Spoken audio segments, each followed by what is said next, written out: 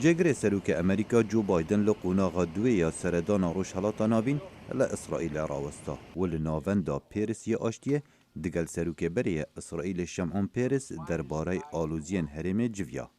اف سردانه هفدن بو دگل هیرشکا فلسطینیان کو ولاتیه که امریکی هاتا کشتن و 12 کسین دی دوی هیرشه دا لأورشلیم بریندار بون.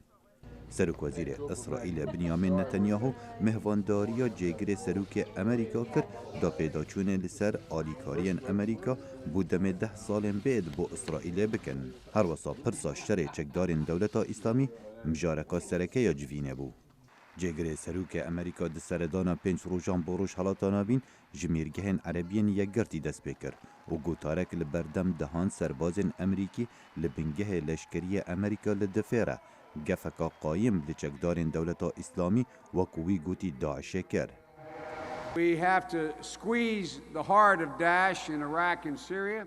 دوی ام دل داعش العراق و سوریه بگوشین دابت راگرتنج بلافکرنا جهر خوب و ناف هرم و توایا جیهانه.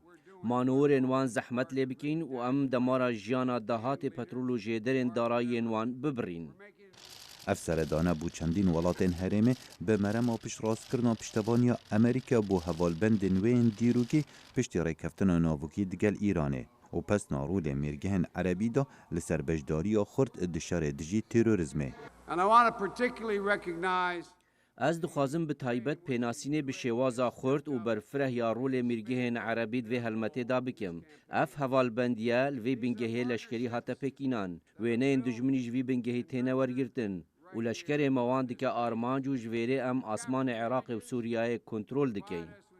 ده هف پیوینه که دادگاه روزنامه The National جگری سروک امریکا پشتوانیا ولات خوب و دانستاندن آشتیه ولی داوی رکفتن که سیاسی دیار کر بو بداوی اینانا 5 سال شر نافخوی سوریه و بجاره جاره سریا لشکری درخست. کمالا سرکه یا اپوزیسیون سوری دازانین که اوانیاز هیا بجداری دگرکانی یا دانستاندن آشتیه لجر چاودریا نتوین یک گرتی بکن سر رای داخویانی نریبرین اپوزیسیون سوری که زیدگاوی بسر رکفتنا آگربسته هاتنه کرن. خلال 7 أيام من عمر هذه الهدنة المؤقتة لدم حفروجین بوری به سر آگربست رژیم سوریا و حوالبند نوین روسی و ایرانی چندین کم کجی پکینان و جوان و هت هرشن آسمانی پینجه بن که سوریا کرنا آرمانج. هفدم دگل پیشوچون سوریا لشکر عراق به پشتوانیا هف پیمانیا بریبراتیا امریکا اپراسیون کا برفره یا دیجی چکدارین داعش پیک اینان با کنترول کرنا باجر موصل. هرچند آماده کارین شری دمکی درش دوه لعف اپراسیون لشکری با قد کرنا رین آلی کاریه با چکدارین داعش لموصل. ستكون قوات البيشمركة جزء مهم من هذه العمليات. هزین پیشمرگه دی بشکا گرنگ بند دوان اپراسیون دا. دیگل همی هزندنین لشکری و دیگل هف پیمانان کاره که هف فشک دیتا کرن.